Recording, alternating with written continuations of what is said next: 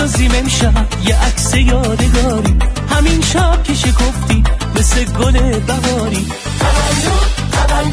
تولدت